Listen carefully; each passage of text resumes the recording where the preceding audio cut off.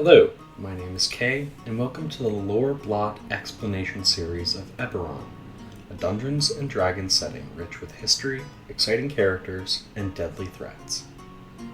Before we get started, make sure to subscribe so you don't miss any future uploads.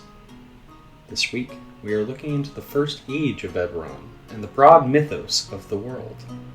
The first age of Eberron has a timestamp of pre-negative, as this portion of history is provided context mainly through myths and legends, similar to other worlds' creation myths. Now, some real-world context may provide a better understanding of the term creation myth. A creation myth is an accepted interpretation of how the material world came to be. It can serve as cosmology explanation, or a fable-like narrative meant to give context to something that happens/exists in the world. However, these are not the only reasons for creation myths, but these seem to be the two most popular.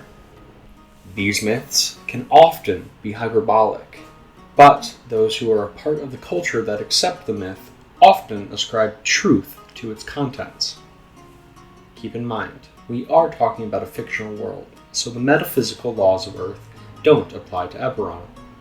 These dragons very much exist here, and their bodies serve as the Underdark, dragon shards, and the world of Eberron itself. At the dawn of time, there existed 3 progenitor dragons: Cerberus, Eberron, and Kyber.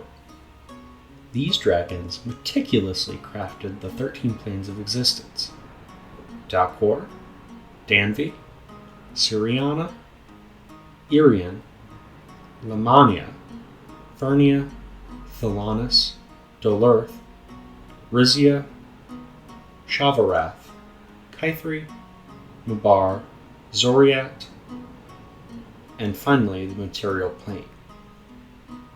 Each of these embodied a different metaphysical aspect, for example, the afterlife, the elemental planes, etc. Their last and greatest work was the material plane, a place where the ideas of the dragons could truly become manifest.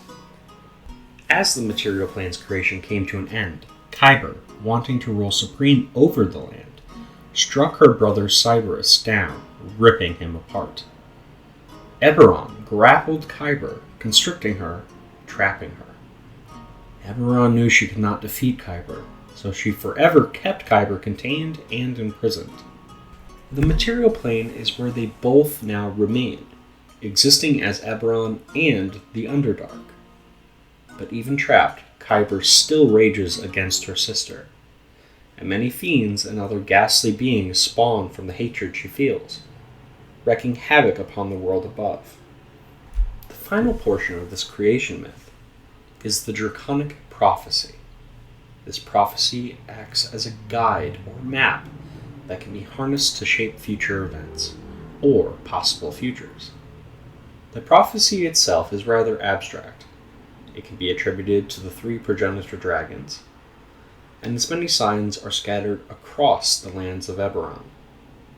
It is not one linear path either. There are many different interpretations of each fragment, leading to many different possible futures. The prophecy, more or less, works like an if-then syntax statement.